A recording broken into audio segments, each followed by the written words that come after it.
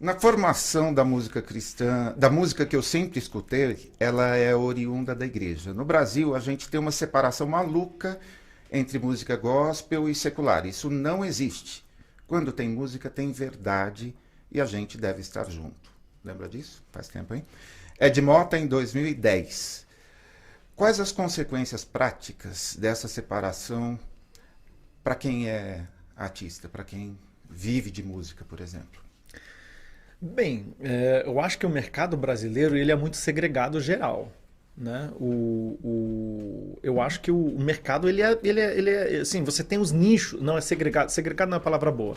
Ele é muito nichado. Você tem o pagode, você tem o rock, você tem o, a gente nem tem um pop direito, né? Pop é uma coisa que estão tentando inventar agora, mas que não tem tradição. Então, eu acho que essa segregação de novo, não, esse nichamento, ele tem essa camada no Brasil.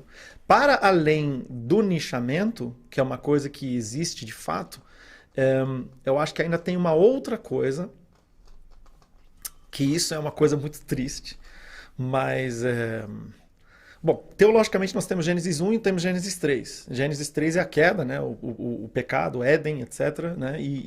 Você faz uma teologia baseada em Gênesis 3, é a famosa doutrina da perversão total, né? Que não existe nada de bom no ser humano, que tudo que nós fazemos é ruim porque somos manchados pelo pecado, etc, etc. E tem a sua validade, não estou invalidando isso de maneira alguma, até porque não faria nenhum sentido eu fazer isso. No entanto, você também pode fazer uma teologia baseada em Gênesis 1, em que todo ser humano foi criado à imagem e semelhança de Deus. E as duas têm que coexistir, porque as duas, né, são verdades. Se o pecado consegue eliminar a imagem e semelhança de Deus em mim, então o pecado é muito poderoso. Então o pecado é mais poderoso do que Deus. Né? É complicado. Né? Então eu acho que dentro desse debate de arte, né, aí sim nós estamos falando de uma segregação artística do gospel versus o secular, né, que é, na verdade a palavra correta é música popular mesmo. No final de contas, é uma tentativa do nosso âmbito religioso querer determinar quem pode e quem não pode carregar a imagem e semelhança de Deus.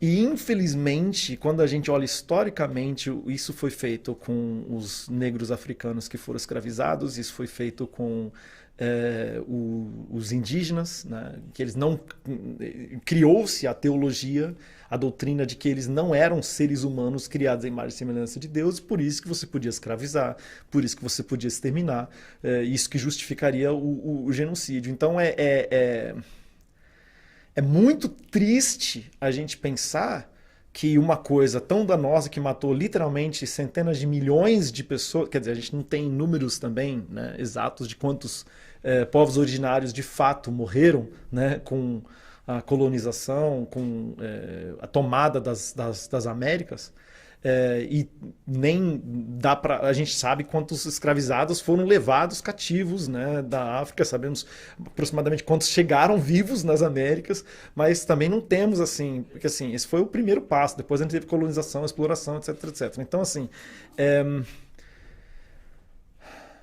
a gente precisa tomar muito cuidado, né, levando em conta todos esses fatos históricos que infelizmente foram feitos em nome de Deus e em nome de uma teologia também que foi criada, evidentemente falaciosa, que hoje inclusive ninguém vai defender desta forma, mas quando a gente... Eu lembro nessa época do Ed Mota e tal, foi um problema muito grande para mim, eu fiquei alguns anos sem poder cantar, sem poder aparecer na TV da minha denominação, ou sem poder cantar em igrejas da minha denominação. Foi um problema muito grande. E eu lembro que quando eu tinha conversas sobre isso, eu tentava mostrar o absurdo dessa separação, inclusive a seguinte maneira, eu falei, olha, o Ed, quando ele me ligou, porque ele pegou o celular e me ligou. Quando ele me ligou, ele não me chamou para cantar com ele Dois Gatos Pingados, que também não teria problema nenhum. Ele não escolheu uma música do repertório dele, ele não queria a minha voz. Ele que sugeriu uma música do Stevie Wonder, que o Stevie Wonder escreveu como agradecimento a Deus por ocasião do nascimento da filha dele.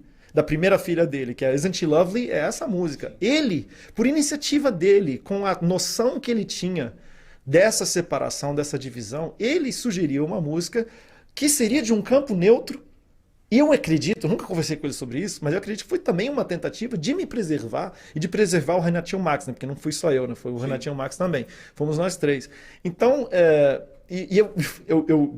quando você narra dessa forma que eu estou narrando, assim, qual deveria, na visão das pessoas que creem nessa separação total, qual deveria ter sido a minha resposta para olha, Ed, né, desculpa, cara, eu não posso cantar com você porque eu sou luz e você é trevas.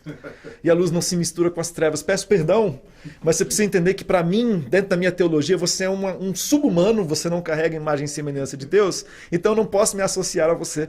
É difícil, né? Muito.